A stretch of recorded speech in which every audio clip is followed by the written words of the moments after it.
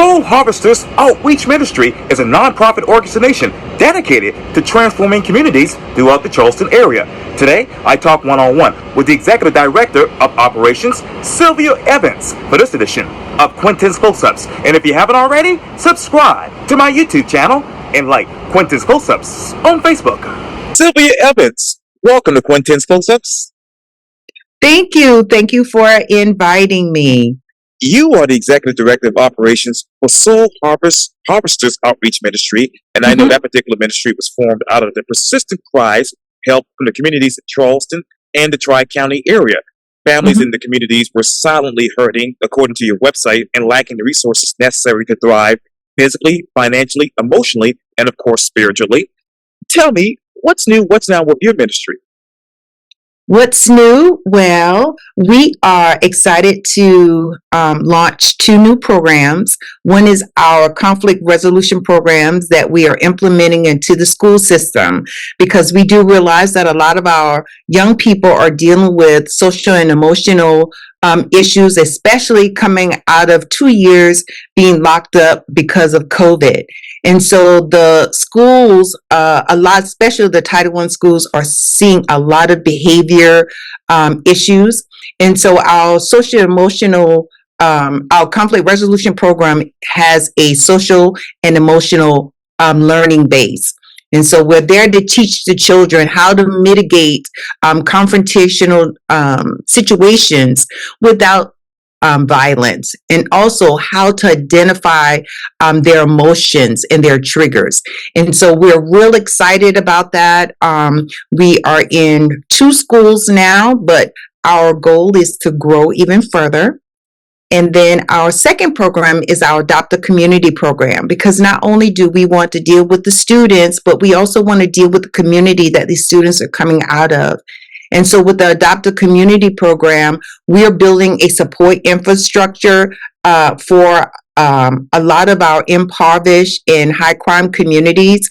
And what I mean by that is we have collaborated with other organizations to bring in programs and bridging services that will help revitalize the community, as well as redevelop a lot of the families and students, again, that live in these marginalized communities. And let me break that down as I go back to conflict resolution. So let me ask you, where exactly are these schools located? Are they in Charleston, Berkeley, or Dorchester? Mostly in the North Charleston community, because again, the demographics in those type communities in North Charleston is where you have a lot of the Title I schools, number one. Number 2 is where you see the greatest disparities. So, if there's disparities, there's going to be stress. There's going to be emotional concerns. Kids are dealing with so much, especially with all of the economic and social pressures that a lot of them are feeling. This is where we're seeing the greatest need for our conflict resolution program. So what are the social and economic disparities right now in those neighborhoods? Well, definitely housing is number one, because there is no moratorium on the housing, how much a landlord can charge for rent. We have a lot of families, 85% of the residents in the community that we serve in North Charleston, 85% of them are single moms with multiple children. So, and they're either on the poverty or below the poverty level. So when you look at that type of stats, and rent is now, a person's rent went from $850 to now $1,100. That is pushing them way below their, way above their means. So we're seeing a lot of housing disparity, a lot of economic disparities, because again, you have the increase in groceries, you have the increase in rent, but there's no increase in pay. So, and if the parents are going through the trauma, the children are experiencing the trauma as well. And it's going to come out in a negative way. And what exactly are the pay levels in that particular area of North Charleston? Anywhere from, I'll say $12.50 to maybe $15, because again, there's an educational disparity again in a lot of the marginalized communities. So there is a limited professional field that a lot of these parents, single home parents, can apply for because of the educational level. So it's just, a vicious cycle. And what our Adopt a Community program does is that we're trying to bridge in services, not to give the families a hand out, but to give them a hand up, to bring in those services that will help them change the trajectory of their lives, give them a higher quality of living. Like we do the financial literacy class. We have the vice president of South State Bank that teaches financial literacy.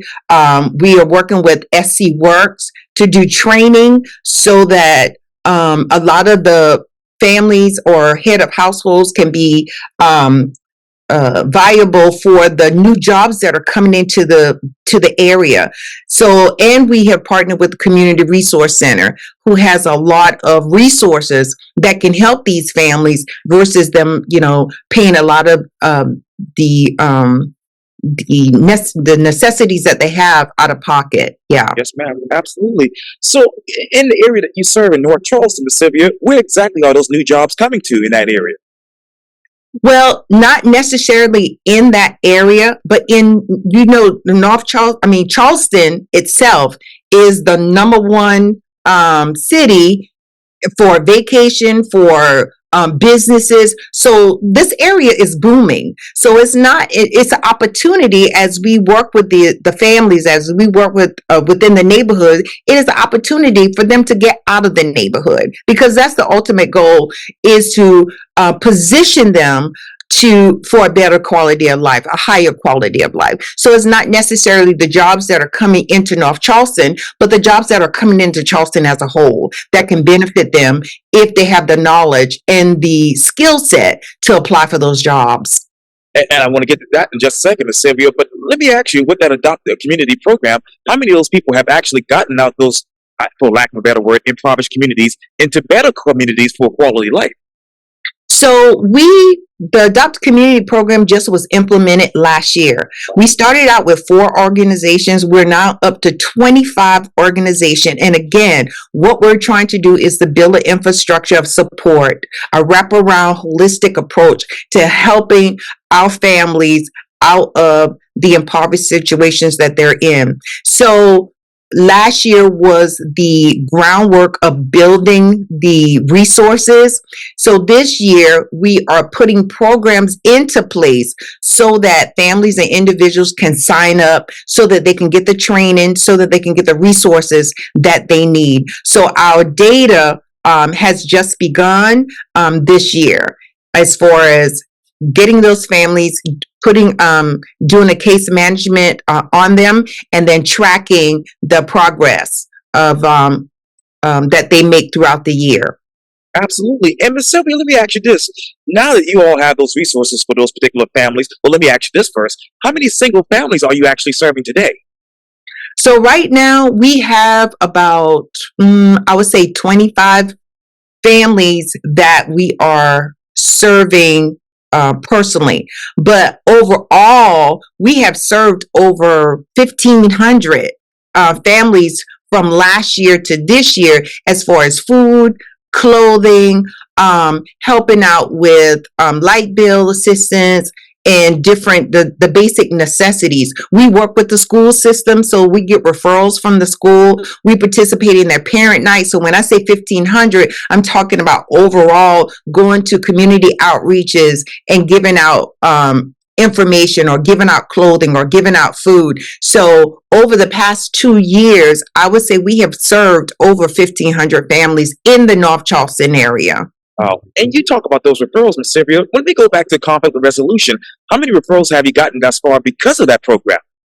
So the referrals come from the schools, because they know the students that really, there is a criteria that the student would meet, especially those that have repeated infraction, because we do understand, these teachers are already stressed out enough. And so they can't teach if they're having disruptions in the class. So the referrals come from the teachers, and we can do up to 20 students it's a 12-week rotation. So every 12 weeks we can rehab, for lack of a better word, but we can sign up 20 students. So over a course of a year, 60 students. Yeah. And out of those 60 students, Ms. Sylvia, how many of those students have actually come out successfully and become better students as a result of your program? Oh, I'm so glad you asked that, because I'm so excited to say that out of the 60 students, it's been over the 60 students this year, we have had 80, I think the count was 87%, 87% success rate. And the reason why we've had at least, I think it was 20, maybe the other percentage is because we do have some students in our alternative school that they are reintegrated back into their home school. So I believe that number would have been higher. However, once you go back into your home school, then you are taken out of the program. But we have testimonials from the staff, from the students, from the parents, how the program has really changed the lives of, they've seen remarkable changes. Wow. In the students. Yeah. In the students. So how many of those students from alternative schools have actually gone back into their home schools? The last count from Daniel Jenkins Academy, which that's the school we're at right now, we have had 10 students that went back into their home school that were in the program. Wow. Not necessarily because, I won't say it's because of the program, because they're on a pointing system, but we contribute to the points that was needed for them to go back into their home school. Wow. And this is a silly question, Ms. Sylvia, but how many people from the home schools actually go into these alternative schools temporarily? Well, this was my first year implementing the program into an alternative school, which I think that I wanted to show the school that this program would work and that it's necessary, because what are alternative schools, for those who may not know, is where all of the kids come to from different schools who have behavior issues or have been kicked out or have been mandated by the court that they go to these schools. We've even had students that just got out of jail and come and was enrolled in our conflict resolution program. So just to go back to your question, can you ask that again? I'm sorry. Yes, ma'am. I hate to be redundant or even ask this silly question, but I'm trying to revert back to what you were saying earlier. Right. But how many of those people from the home schools actually have to go into the alternative schools because of their behavior?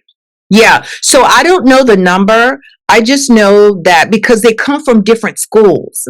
So it's not one particular school. They come from different schools. Yes, ma'am. But the capacity at Daniel Jenkins is 150 students. So out of all those schools that are connected to Daniel Jenkins Academy, their last attendance count was 150 students. So that's a lot. I mean, yes, regardless, that's a lot of students. And you talk about a lot of students. So how many of these schools actually, I guess, send these students to the alternative schools? I really don't know that number. Like I said, there are a lot of schools in the North Charleston area, like Stall, there's North Charleston High, there is C.E. Williams. So the grade level is anywhere from 9th to the 12th grade that comes to the alternative schools. So as far as how many of those schools are represented at Daniel Jenkins, I'm not sure.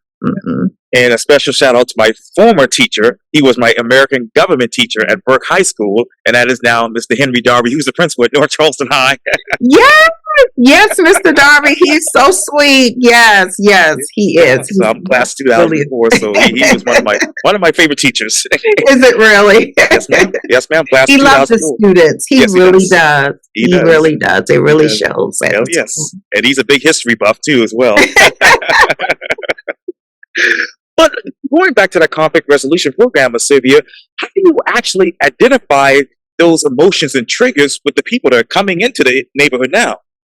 So we have a curriculum, and it's a 12-week curriculum. Every week we identify um, something that is emotionally driven. One of the things that we found out is most of the students, they don't know why they get mad. When we ask the reason, why are you mad? Um, they really can't pinpoint why.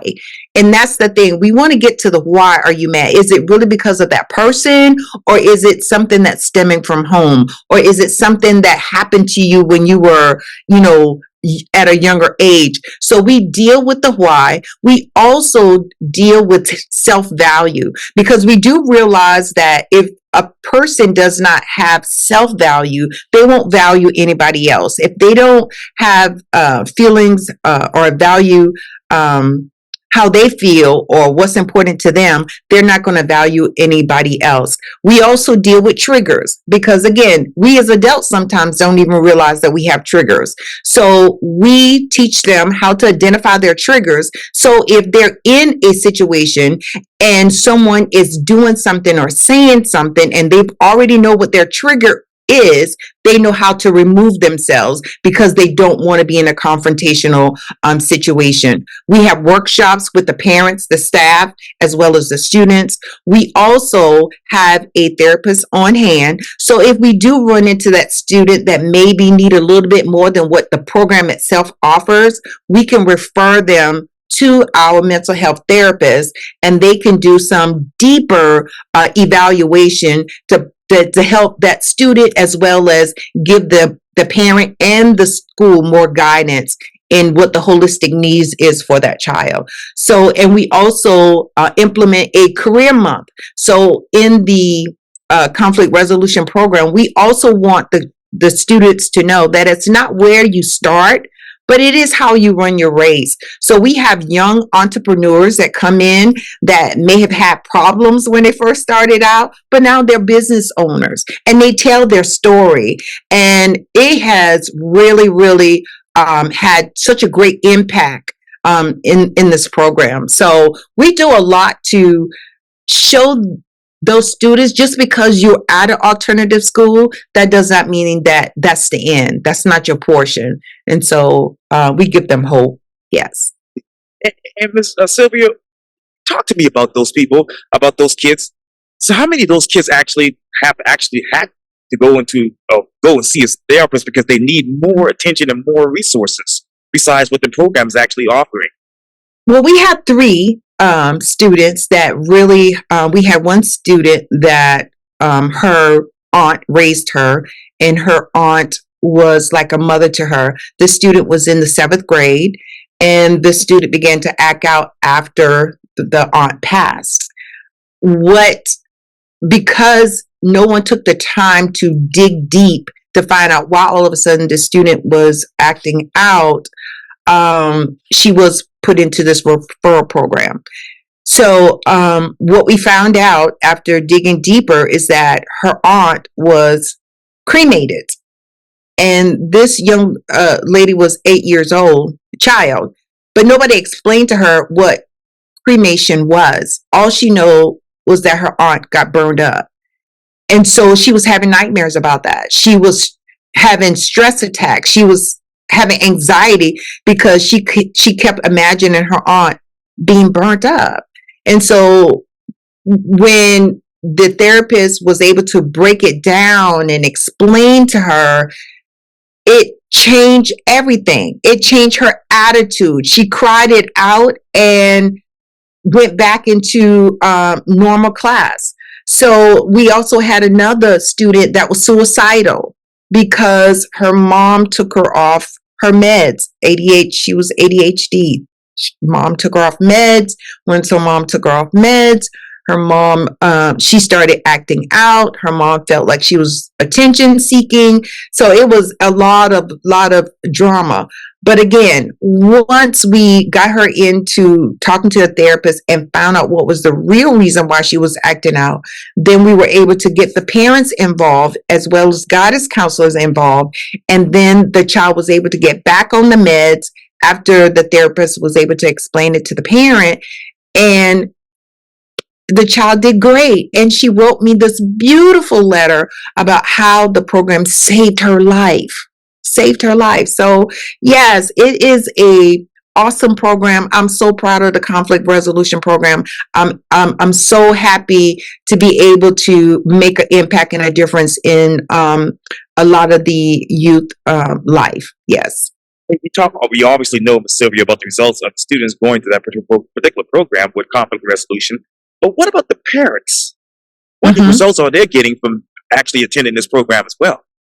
Okay, so the program is actually offered at school, either during lunchtime or as an after school program. But one of the great things about it is that it is the concept is it takes a village. So not only are the students involved in the program, but we involve the teacher, the staff, as well as the family. So how the teachers are involved is a lot of time those same students, they know that their teachers are watching them to call them out, or something negative is going to be attached to it. So what we did was we changed the narrative. We implemented a reward system. So instead of now the teacher is looking for the student to do something negative, if the student does something that they are applying what they're learning in the conflict resolution program, then that teacher awards that student with a ticket, and then that ticket comes to me and they get a gift card or they get something out of the prize box. So not only do it causes the student to pay attention and to implement those processes, but also the teacher is seeing that process being implemented. And now it's bridging a more positive communication between the student and the teacher. Now, we also give we have take home assignments. And so, whereas the student has take home their assignment and they have interaction with the parent, and the parent have to sign off that they did that process or they did that activity with that student, because we not only want the student to understand about the conflict resolution and their emotions, but we also want the parents to understand about their emotion and the part that they play in the anxiety or the stress level of the student. So it encompasses everybody to get involved, that are involved in this program. This So program has there's a learning too. Oh, absolutely, absolutely. And since the launch of this particular program, Ms. Sylvia, what other trends are you all looking at as far as conflict resolution with students and the parents? Okay, so as far as the trend for the students, we're looking at whether the behavior infractions are decreased. We're looking at academics. Um, is it going up? Looking at we're also having once a month we talk with the students, the teachers that have students that are enrolled in the program, to see what is the behavior like in the classroom. Are they noticing a more positive behavior, more positive interaction? So these are some of the things that we're looking at with the student overall. As far as with the parents, so we do follow-up calls with the parents, and just ask, how are things at home?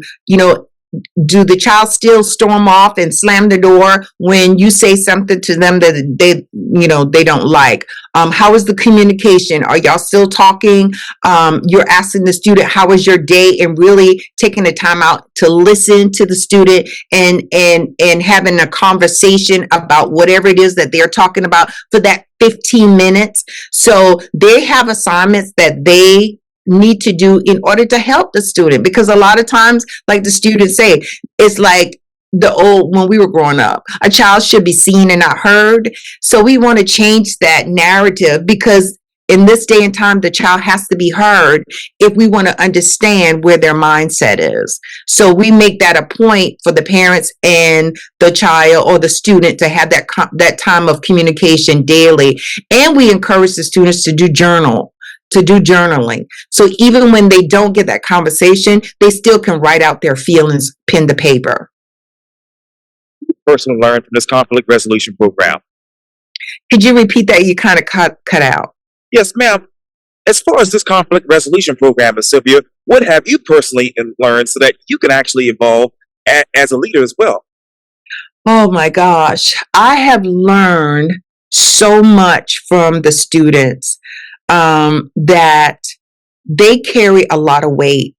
I don't think a lot of adults understand the weights that students carry. A lot of the students have become their parents' therapists. They have become their parents' sounding board. What parents don't realize that the emotions that they have, it trickles down to their children. It trickles down to the student. If you're worried about the rent, if you're having relationship problems, if you're having a bad day at work, you bring that home. And what happens is that child is impacted. Whatever is going on in your life, whatever trauma is going on in your life, that child is feeling that same trauma. And so what I've learned is that they hold that in, they carry that. And unless they're able to talk it out or able to express themselves, it does come out negatively.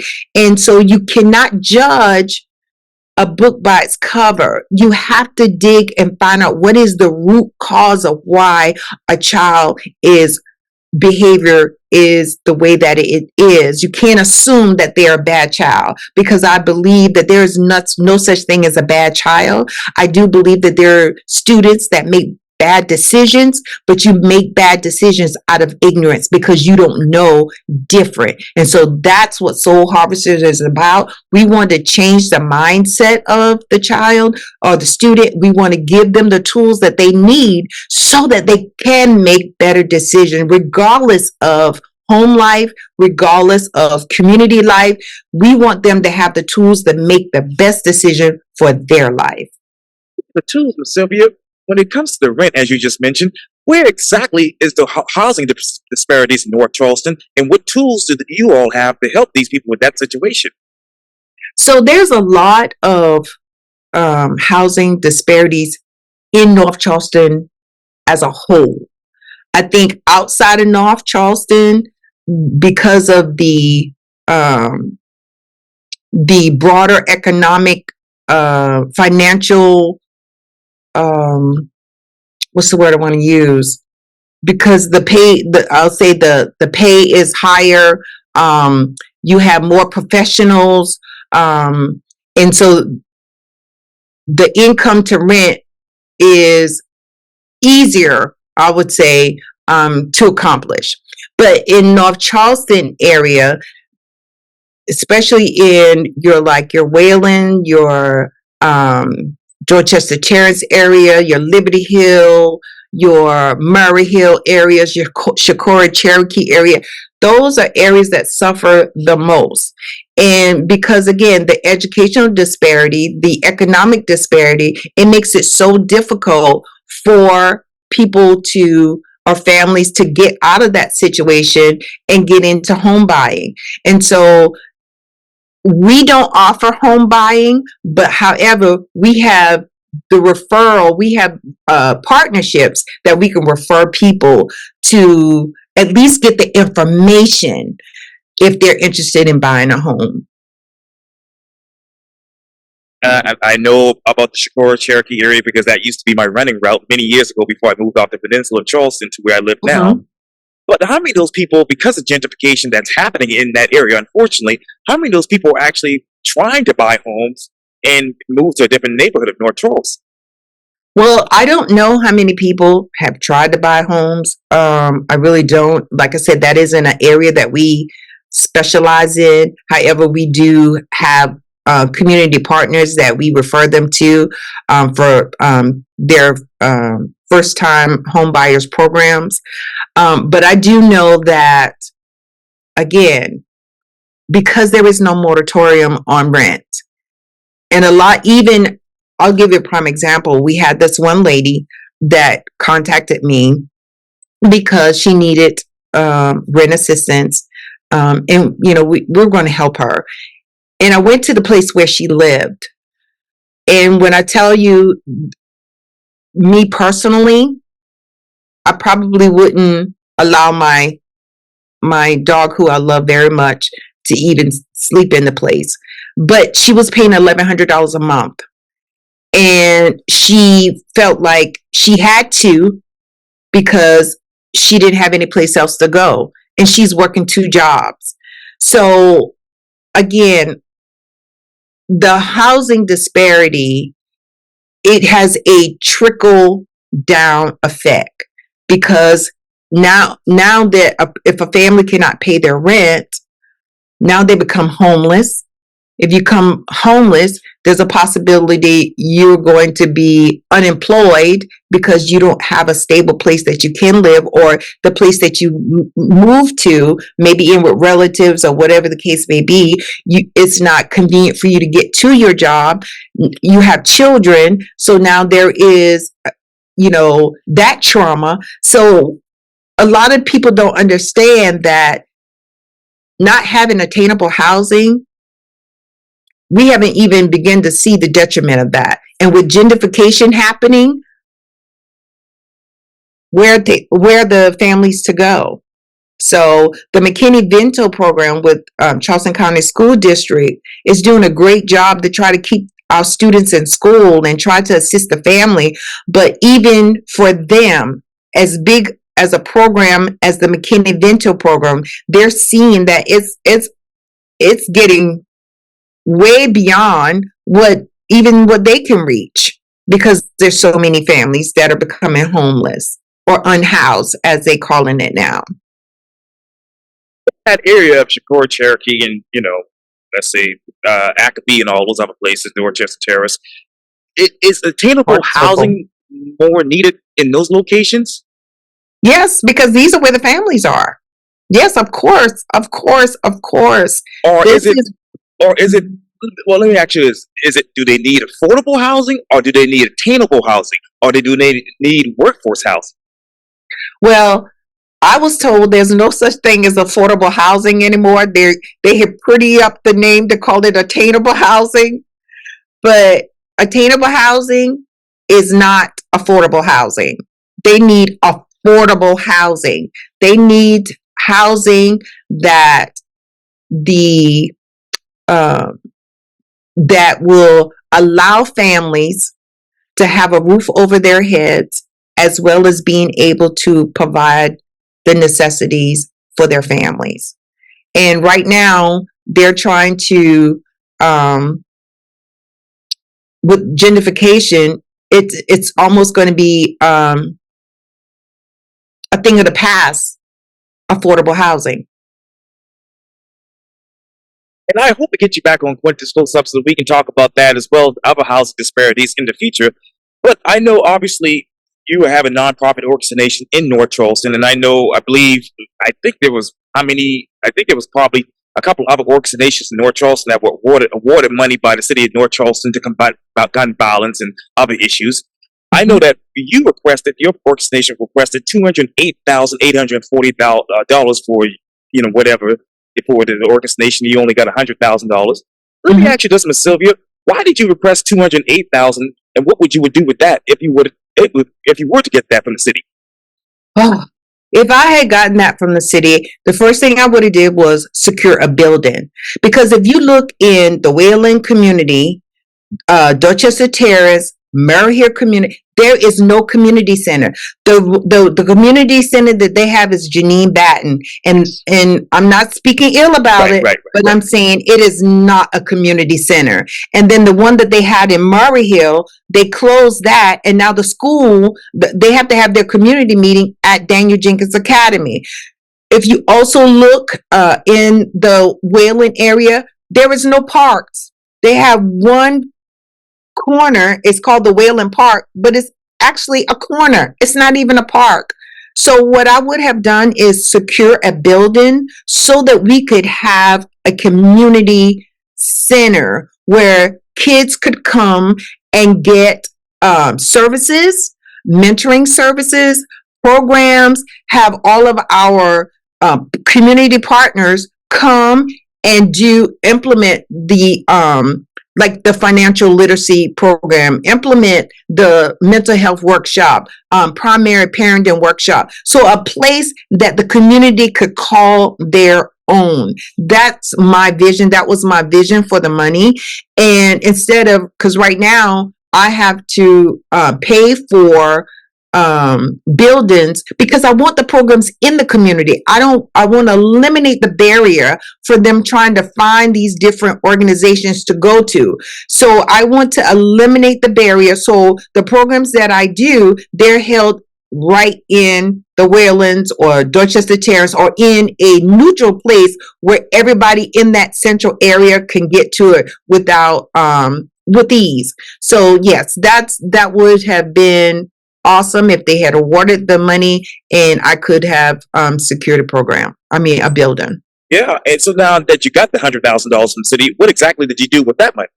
Okay, so what we did was, number one was we again started the conflict resolution program. We also started the adopt a community program. So with the adopt a community program, one of the things is we have over 25 organizations, and so when the organizations come in the community and the resources and the resources that they bring in, I pay for the building. I pay for the materials, because if they're going to take their time to get their staff to come, then it's like a partnership. It's a give kind of partnership. We also have helped families stay in their homes with some of the money, because the stipulation was as long as the money is spent in North Charleston. So the schools, we partner with the schools, and Soul Harvesters have gotten numerous calls from meeting at Brentwood, where we had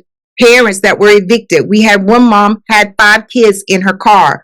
She lived right across from the school. When they called me, she was evicted and needed a place. So we assisted her. We also worked with JHW Enterprise to help get her into a apartment.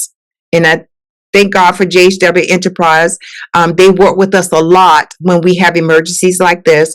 And we were able to get her an apartment. We were able to get her the things that she needed and get her and her 5 kids off the streets. So we did, we also implemented the program into 3 schools. Like I said, Daniel Jenkins and meeting at Brentwood. Yes. And so we hired the staff that was needed to implement these programs as well in the community. So we did a lot. We did a lot. With the little bit we had, we did a lot.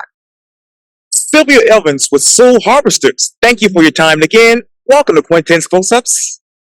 Thank you again for inviting me, Quintin. I really, really thank you for allowing me to expose the work that we do with Soul Harvesters Outreach Ministry. You're welcome anytime.